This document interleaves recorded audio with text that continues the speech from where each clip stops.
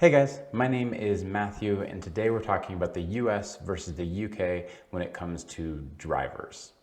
And don't worry, we're going to get to that question that I asked in the thumbnail towards the end. Here we go. I've done some videos in the past regarding driving, and you can go ahead and see those here. This one specifically talks about like motorway and highway driving, which are different words for the same thing in the different countries. This video I'm specifically talking about, and I'm kind of focusing around like in the city, because I think motorway and highway driving is mostly the same between these two countries. Obviously different sides of the road and things like that. I also talked a little bit about some basics of driving in this video, but in that video there's some things that I missed because I was really early to driving in the UK. I didn't know that much about it and I hadn't had that much experience. At this point, I've been in the UK for a year, and we've actually been back from the UK and in the US for about a year. And in that transition time, I've really discovered a lot about the differences in the way that we drive. So this video, I'm going to be focusing on the priorities in the way that the systems surrounding driving have existed. I like this quote from Churchill. He says that first we shape our buildings and thereafter they shape us. It's this idea that we create things and it actually changes the way that we do life, the way we do everything else. So these systems that exist and have existed for a long time actually change the way that we do things. And so in this case, the way that we build our roads, the way that, and I think that's the biggest thing, the way we build our roads and design our roads and engineer our roads and the traffic control systems and things like that actually affect the way we drive. And so I want to talk about some of the main differences in the priorities between the US and the UK and the way that road systems were built. And I think that will give us answer this question for us, like why is it that I perceive that the UK has very courteous drivers? And we'll get to that. So let's dig right into some of the differences. Okay, one of the first differences, and we've talked about this regarding so many other things on this channel before, but the United States is big. It's just bigger than the UK by land size and by number of people per land area as well. And so what that means is in the US, we have this priority, we have this situation where we don't care about how much space our roads take up. And so it ends up with us having much larger roads in general. Our lanes are larger. Some of our lanes are actually big enough for two cars to sit side by side in them. And that's not like a rarity. That's something you see fairly common. And so it creates, we have these wide shoulders that a full, one or two vehicles could drive in the shoulders on the sides of a lot of our roads. And so there's just so much size difference in the US and the UK. One of the things that we don't have to worry about in the US is the size, the space kind of taking up. Now in some of our bigger cities, that's a little different, but in most of the country, we just don't worry about space that much. In the UK, probably the number one priority in building new roads, or one of the number one priority, minus safety and things like that, but number one priority is going to be what can we do to keep the road sizes small? What can we do to conserve space? I think it actually draws up one of the very first priority differences between the US and the UK and why our roads are different. In the UK, there's this strong need to conserve space because of the size of the country, because of the size of real estate, because of what you guys actually have going for you.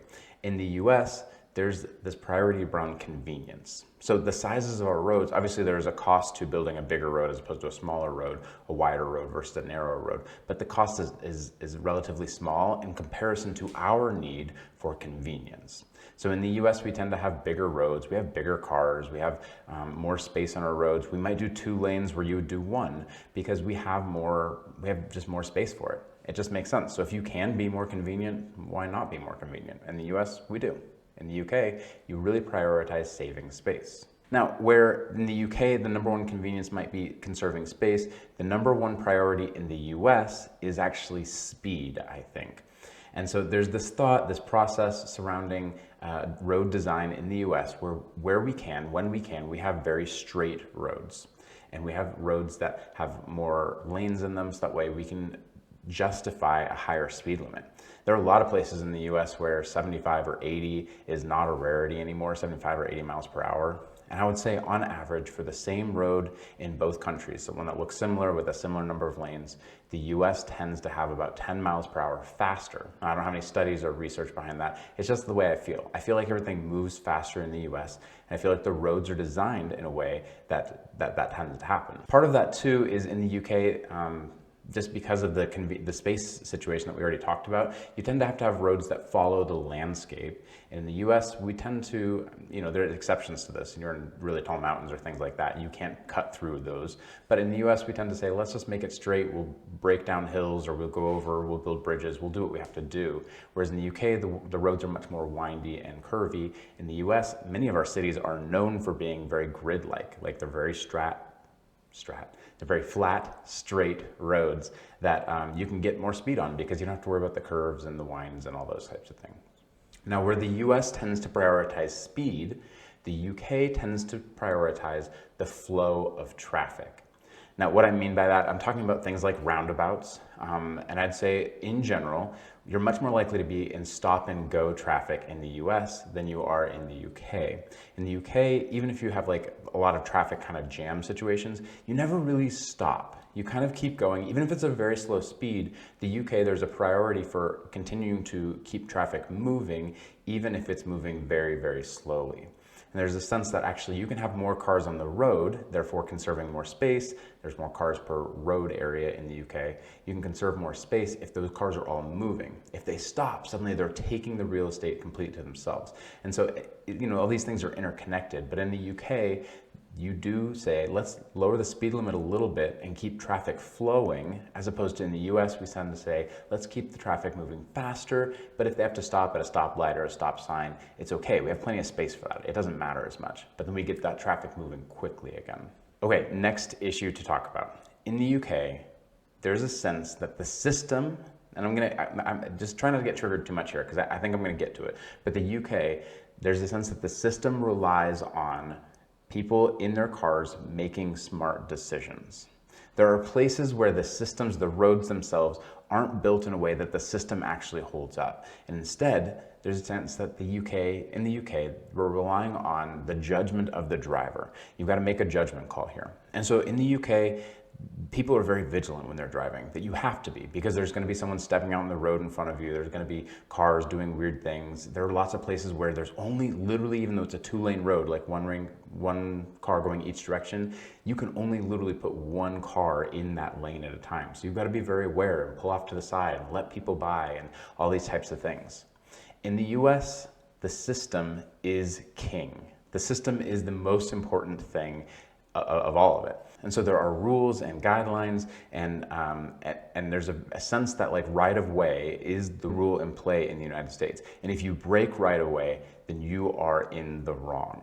In the UK, if you break right of way, you might not be in the wrong. It might just be the way that things are. It could be actually part of the design of the road system. I want to give you an example of what this looks like. Okay, so I want you to just paint you a picture. You're driving down the road. It's maybe a 2-lane road, so one car going each direction.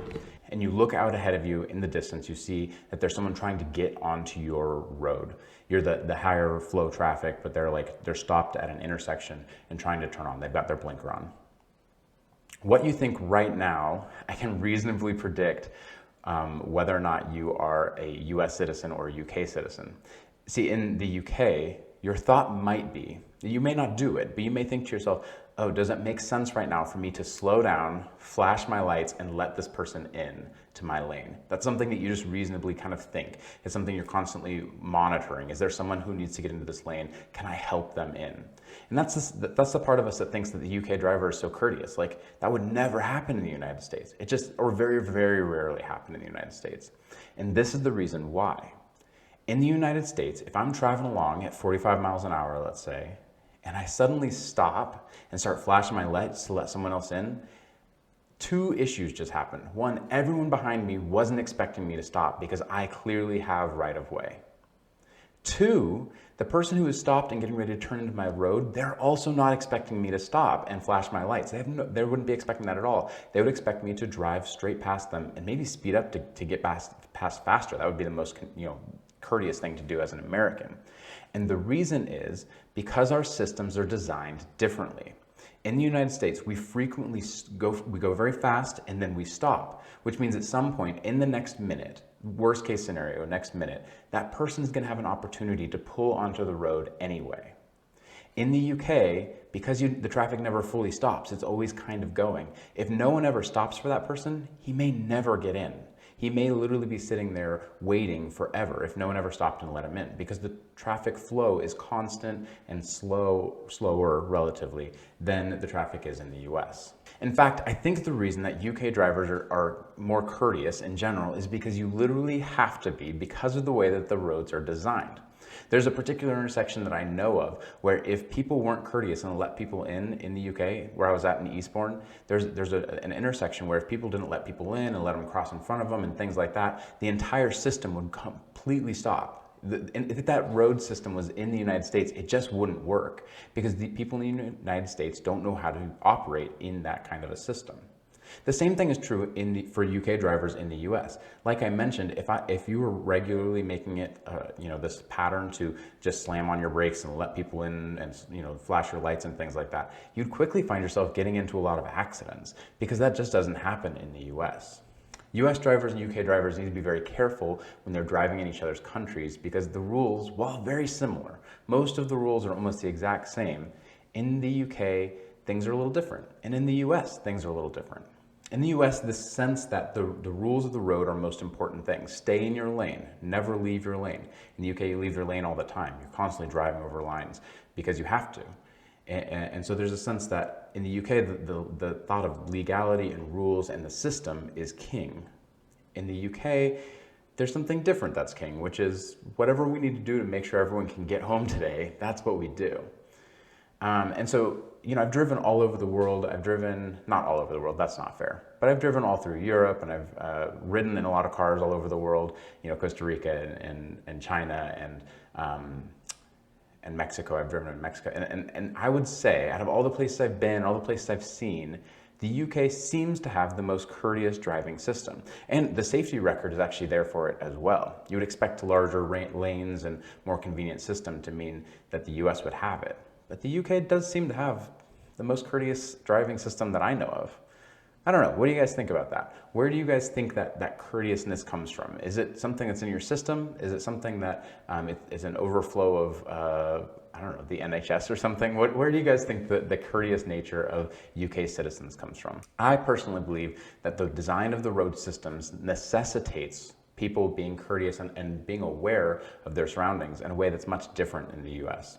In the US, I'd say the majority of people, and I don't want to too much pushback on this, but the majority of people, you look around, you see they are just texting and driving because the system is so clear and easy, and they've made it so easy that people feel like they can multitask while they drive. In the UK, I almost never saw people on their phones. Again, not necessarily because they're just so much smarter and safer, but because you really can't be on your phone very much while you're driving. You run the risk of making a big mistake. So this has been my thoughts on US versus UK drivers. Tell me what you guys think in the comments below. Do you agree with what I said? What did I say that you felt like was wrong? Thank you guys so much for watching. We do put out content about the US versus the UK, and we have a huge backlog of videos, so feel free to check those out. And as always, see you guys next time.